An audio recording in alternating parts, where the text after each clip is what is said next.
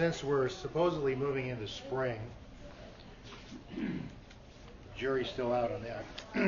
I'd like to read a little story from the current issue from last winter. This is called Splits in the Snow. It was just a huge broccoli stem, but it had to go. Not in the disposal, and the food scrap cans on the mud porch were full. Better to just run it out to the backyard compost bins. It would only be by an Ohio winter minutes.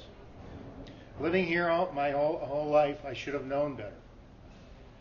Matter not that I was in my pajamas, house shoes. My neighbors see me a lot as Pajama Boy. Wintertime equates to Pajama Boy sightings in my neck of the woods. No large deal, I thought. Stroll out, open lid, dispose of big green stem, close lid, stroll back in. The first 60% of my plan was flawless.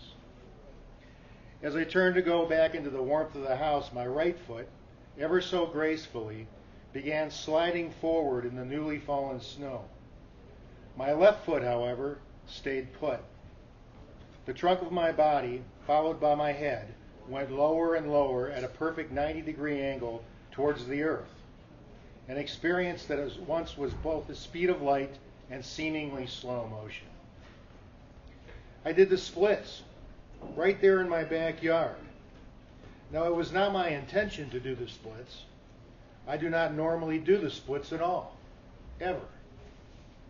Truth be told, I have never before successfully done the splits. I do not possess the desire to do the splits. And the fact that I was in the middle of doing the splits in the snow, wearing pajamas, did not change my opinion concerning personally participating in the doing of the splits. While all this was transpiring, I began singing what could be called the Swearing Like a Sailor operetta. I pray there were no children within earshot. Wailing, gnashing of teeth, caterwauling even, I posed in the snow like some splits challenged cheerleader from a school granting degrees only in shop, wood, or auto. Doing the splits took mere seconds, yet it took several minutes for me to unsplit myself. And now, with every limp, every pulled hammy grimace, I become more and more steadfastly resolute in my determination that someday soon, no matter what ages slurred the locals may call me, I will reside someplace warm for the entire winter and live happily in a splits-free environment.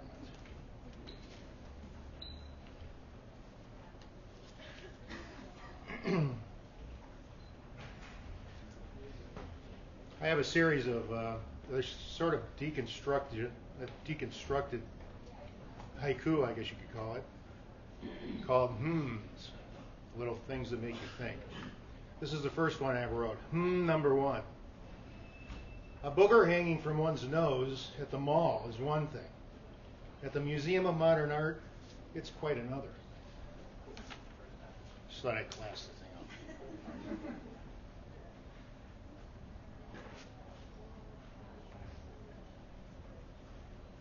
Loosen up, you guys. You got a test tomorrow or something? Okay, moving to summer from winter, or spring. I mowed my grass for the first time a couple days ago between monsoons. This is called When to Buy a New Lawnmower. When I was a boy, my father, to earn some extra cash, had a little lawnmower repair shop out back in the garage. So I know a bit about the machines and thought he did too. Actually, he did. But after I gave up on the push mower, the purest type with no engine at all, he gave me his. My wife and I had just purchased our house, and since the yard was far from flat, pushing a 49-year-old reel mower got to be quite a chore. Now I had my very first rotary lawnmower, and although it seems dumb to me now, I was pretty excited. It was some generic brand from someplace like the Andersons, a generic mower from a generic store. I didn't care. It was fire engine red with a 2.5 horsepower Briggs & Stratton and a bag on the back. A shiny, relatively new rear bagging lawnmower. The kind of stuff can get a guy going, at least when it's your first. Sure, it was a cheap $99 store brand, but it was homeowner Rick's first foray into power tools. Brum. The first summer or two it was fine, although the novelty did wear off when I realized it weighed like, 7 tons. This was way back in the days before safety features that shut off the motor when you're not mowing or stop the blade when you weren't pushing it. In other words, like older lawnmowers before it, it was dangerous. So by the third summer, the red paint wasn't so shiny. It didn't run so well. I probably didn't take as good care of it as I should. I may or may not have hit it with the car in the garage. Depends on who you ask. But I figure if a man can't abuse his lawnmower, what can he abuse? Possibly his weed whacker. I've used those as a javelin, but that's another story altogether. The real big problem started when the lever that held the bag on the back started failing. Lawnmowers vibrate a lot, and sometimes by the end of the chore, the clasp would have loosened up considerably.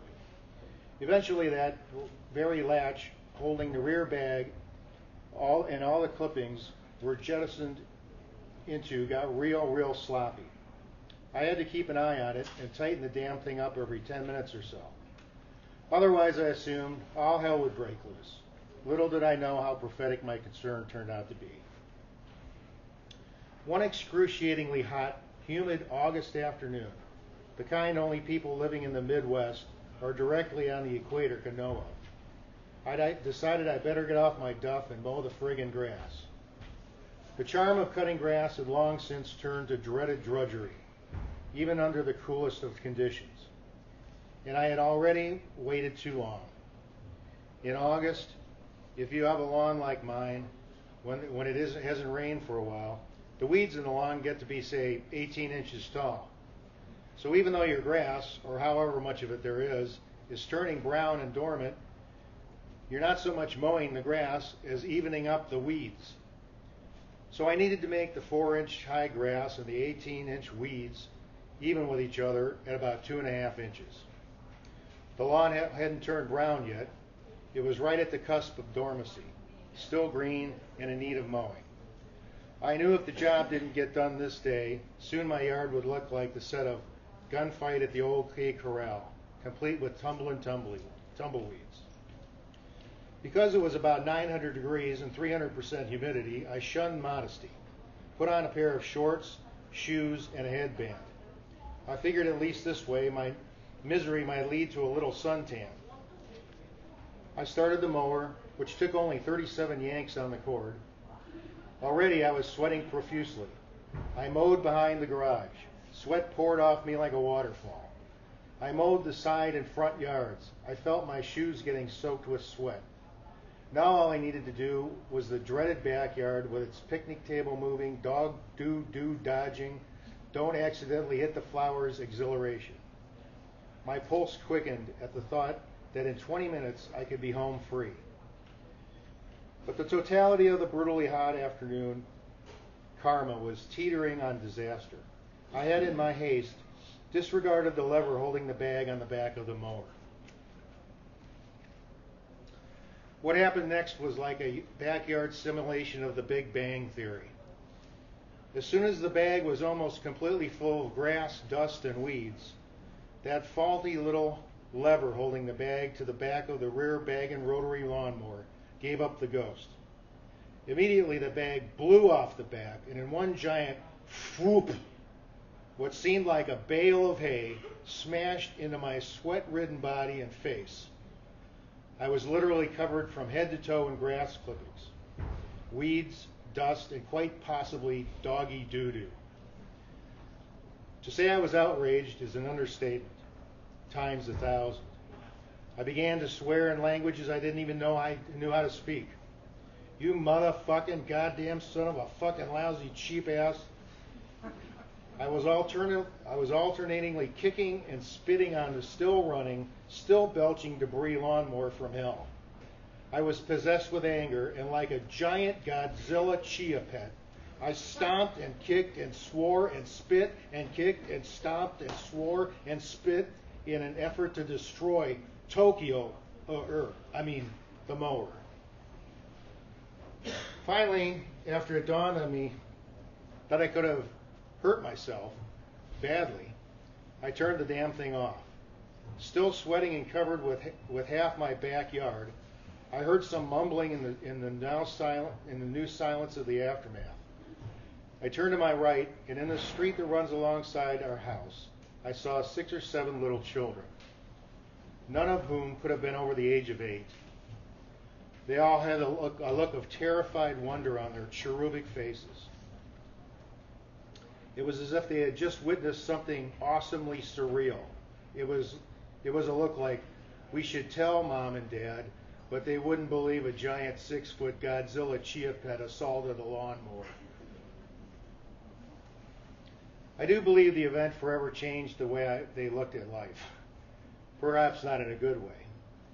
And it was then I realized people were trying to raise children in this neighborhood, and they didn't deserve to see something like this on a hot summer day in their carefree youth.